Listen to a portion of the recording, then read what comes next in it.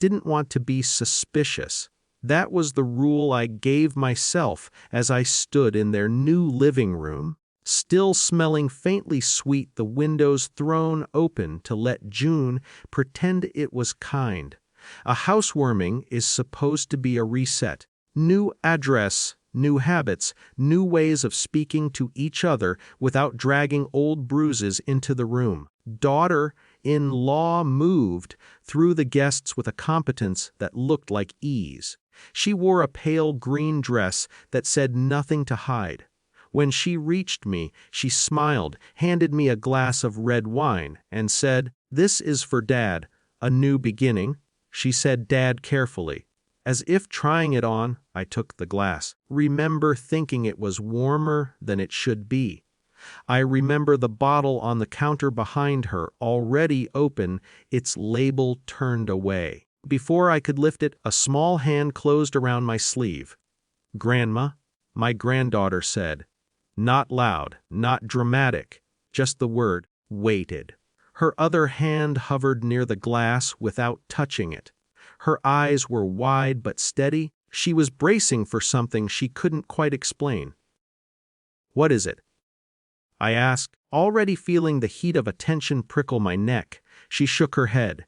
No words. Just a tug, firmer this time. I hesitated. In that sliver of time, a dozen calculations ran through me: the risk of embarrassing my daughter-in-law, the certainty of looking foolish, the way adults learn to distrust children's alarms, because they come without footnotes. Son laughed and reached for the glass.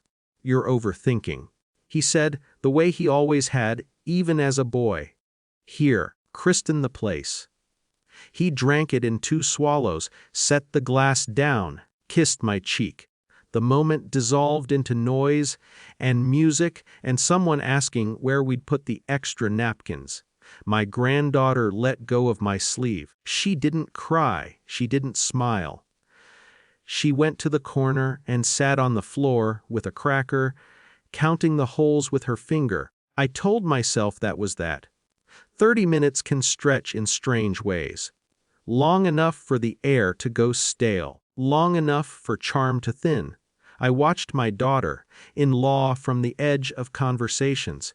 She laughed a beat too late. She refilled glasses without drinking much herself. When she noticed me looking, she met my eyes and smiled, then looked away first. My son leaned against the counter, then shifted his weight, then shifted again. He wiped his forehead with the back of his hand. "Too warm in here," someone said. "Drink some water." Someone else offered. He took a sip, grimaced, and laughed it off. The laugh didn't land. His words began to blur at the edges like a radio losing signal. He asked me the same question twice. Felt the tug again, this time inside my chest. When he tried to stand straight and couldn't, a chair scraped hard against the floor. Glass shattered. Someone screamed his name. The room fractured into angles, faces too close, then too far away. Daughter-in-law's voice rose, sharp with instruction that didn't quite fit the moment. "Call 911. No, wait. Get him to sit. Open the windows." My granddaughter covered her ears. The paramedics arrived with a speed that felt like judgment. Bright bags, calm hands. They asked clear questions and waited for answers, instead of filling the silence with reassurance. They checked his pupils. They asked what he'd consumed. Wine, people said. A couple beers. Nothing unusual. Up the glass he'd used and held it out without comment. They took it. The room changed shape then. What had been a family performance became a documented scene. One paramedic spoke quietly into a radio. The other asked my granddaughter what she'd eaten and drunk. She answered precisely. Crackers. Water from her own bottle. No juice.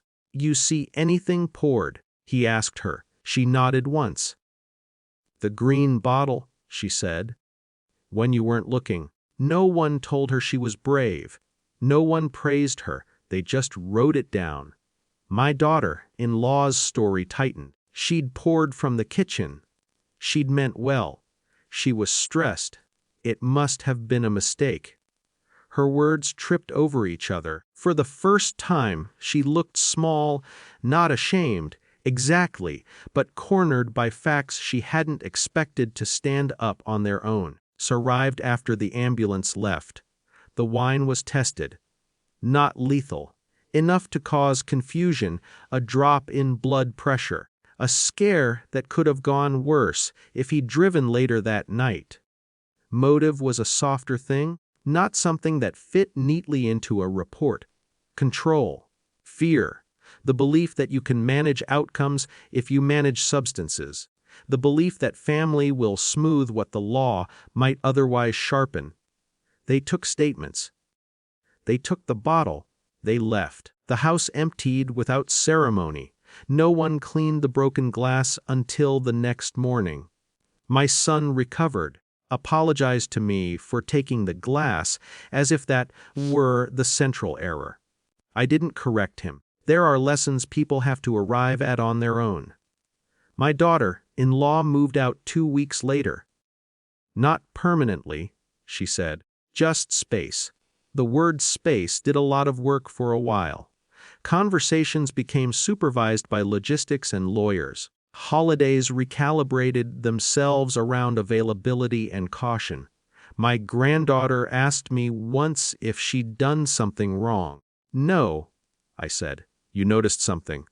That's not wrong. She nodded and went back to her drawing, satisfied. Often about that first hesitation, the moment when embarrassment nearly outweighed instinct. I don't punish myself for it. Don't reward anyone else either.